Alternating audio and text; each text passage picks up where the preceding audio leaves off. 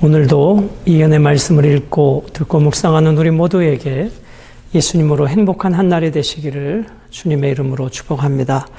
함께 묵상하실 본문은 신명기 32장 15절에서 36절의 말씀입니다. 본문을 통해 우리 모든 성도들은 하나님의 은혜로 형통할 때, 하나님의 은혜로 번영을 누릴 때 더 겸손하고 하나님이 아니면 살 수 없는 하나님의 그 은혜에 대한 목마름으로 살아가야 할 것입니다. 오늘 이스라엘 백성들이 하나님의 은혜로 가나안 땅에서 경제적 풍요와 번영을 누리게 될 때 하나님 앞에 더 겸손히 엎드리지 아니하고 오히려 저들은 하나님을 업신여기고 우상을 섬김으로 하나님의 질투를 불러오고 하나님의 질투는 분노로 징계로 나타나게 된다는 것입니다. 그렇습니다. 오늘 우리는 이 역사적 교훈을 통해서 내 삶이 오늘 평안하고 형통할 때 이것이 내가 열심히 산 결과가 아니라 하나님의 은혜로 주어진 결과임을 우리는 인정해야 할 것입니다. 그래서 우리는 나의 성실함 위에 부으시는 하나님의 신실한 은혜를 통해서 오늘도 우리는 성실하게 살아가고 그러한 자들에게 하나님이 신실한 은혜를 주셔서 풍요와 번영을 누리게 하실 때에 우리의 시선을 더 하나님께 집중하는 그런 멋진 성도의 삶이 되어야 할 것입니다. 자, 15절부터 18절까지는 하나님을 버리고 업신여기는 이스라엘 백성들의 그 앞으로의 삶에 대하여 말씀하십니다.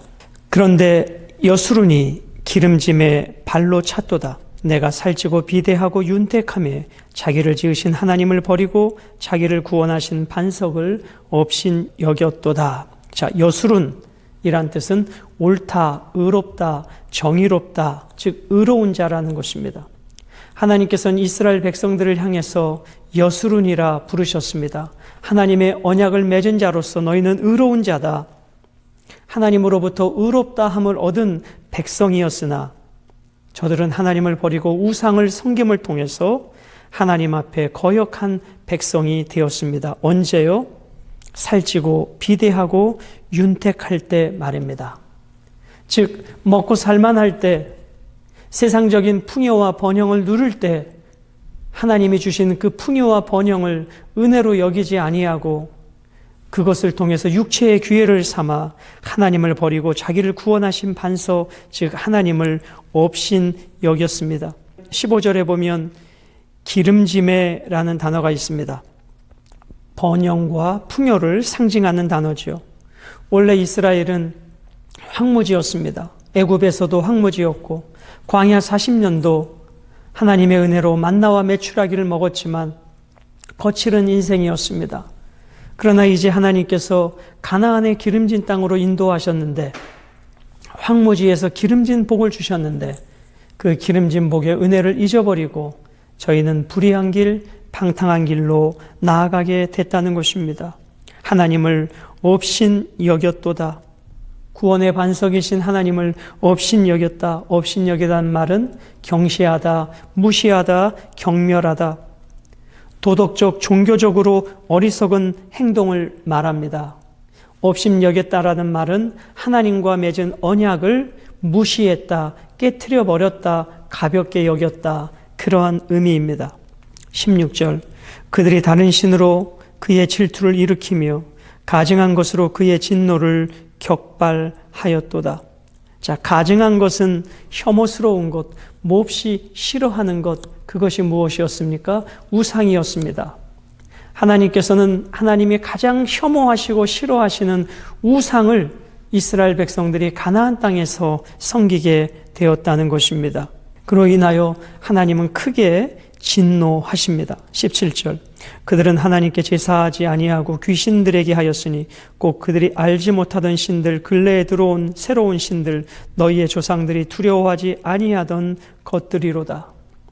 가나안 땅에 들어가서 저들은 하나님께 제사하지 아니하고 오히려 귀신들에게 제사합니다.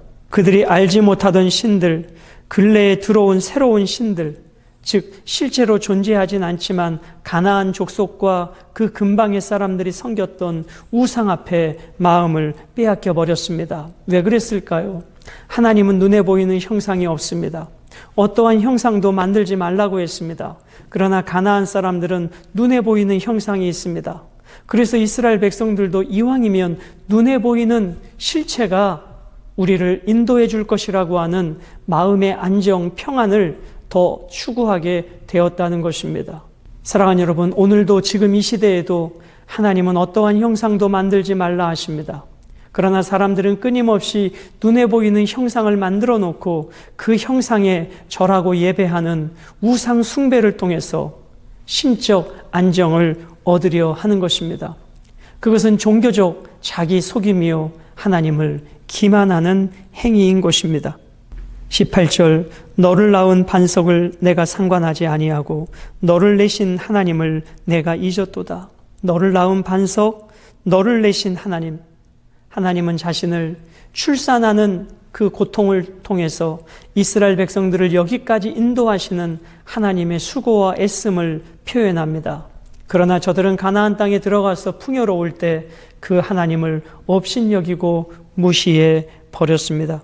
19절부터 26절까지는 그러한 이스라엘 백성들에게 어떠한 재앙이 이루어지는가에 대한 말씀입니다. 19절, 그러므로 여호와께서 보시고 미워하셨으니 그 자녀가 그를 경노하게 한 까닭이로다.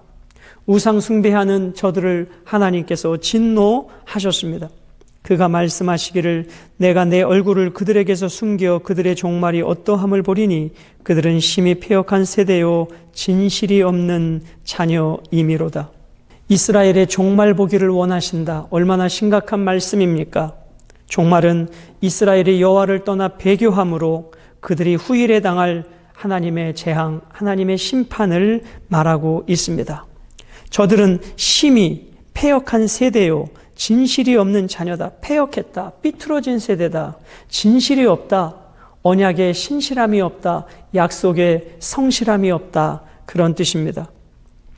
21절, 그들이 하나님이 아닌 것으로 내 질투를 일으키며 허무한 것으로 내 진노를 일으켰으니 나도 백성이 아닌 자로 그들에게 시기가 나게 하며 어리석은 민족으로 그들의 분노를 일으키리로다.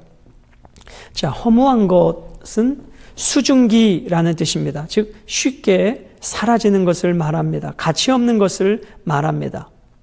하나님도 백성이 아닌 자를 부르셔서 이스라엘을 질투하게 하십니다.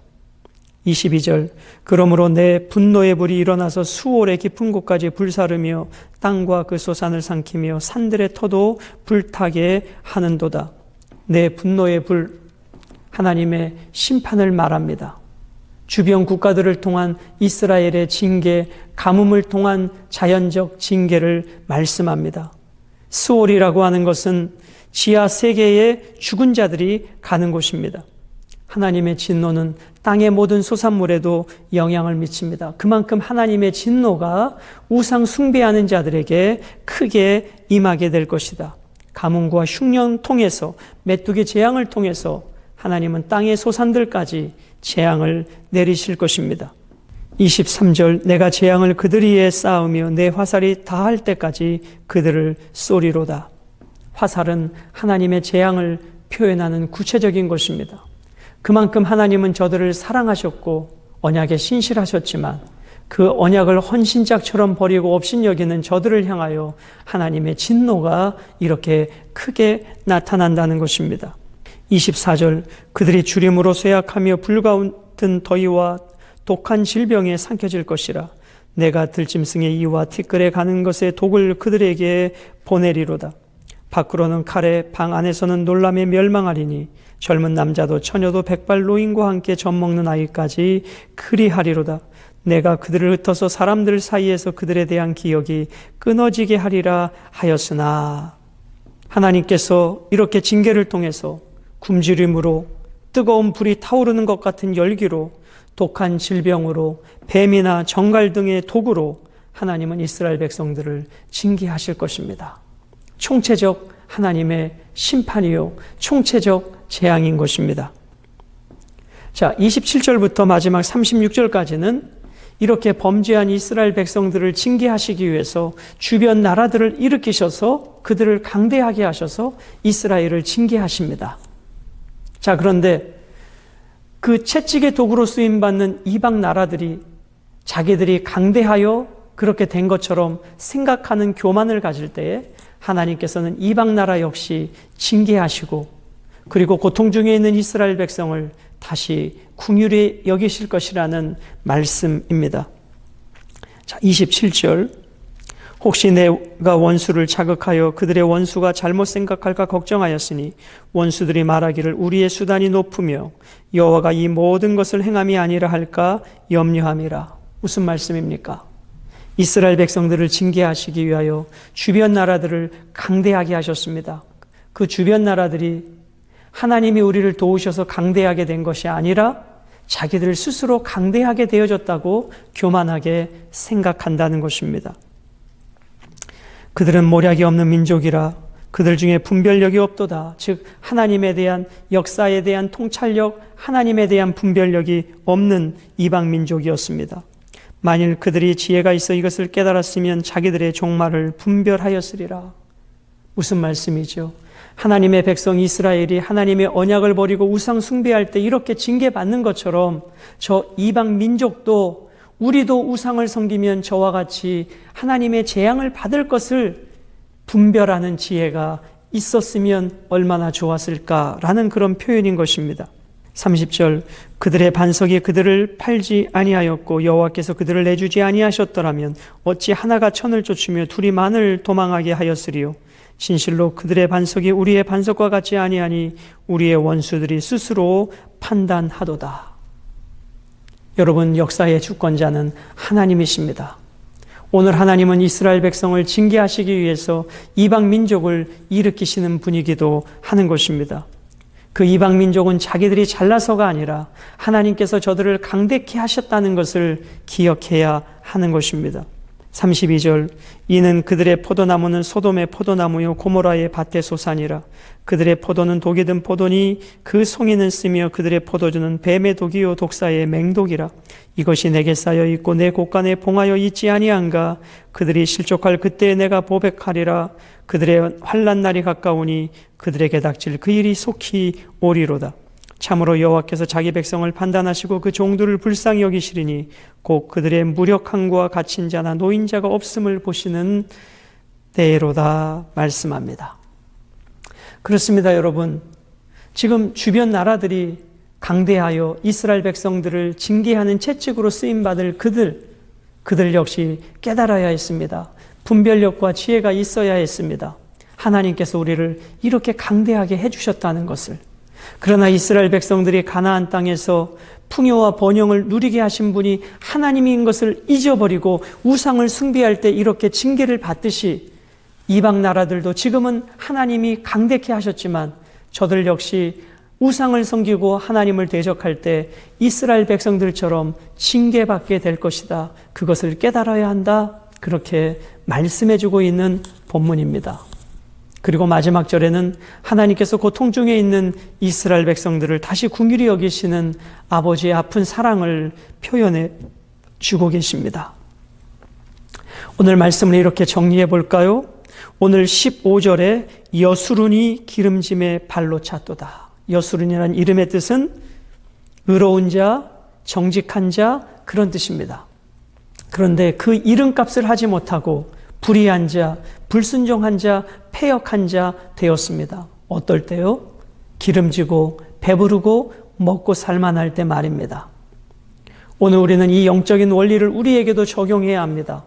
고난 중에는 엎드리지만 풍요와 번영이 주어질 때 역사 가운데 교회는 더 타락했고 기독교인은 더 세속화되었던 우리는 지난 2000년의 역사를 잊어서는 안 될 것입니다. 오늘 하루도 우리가 오직 하나님을 바라보고 하나님을 의지하며 주님만 바라보는 삶을 통해서 내가 하나님의 은혜로 번영과 풍요를 누릴 때에 더 겸손하고 진실한 삶을 살아가야 할 것입니다. 그러므로 고난 중에는 기도하고 즐거울 때는 찬양해야 합니다.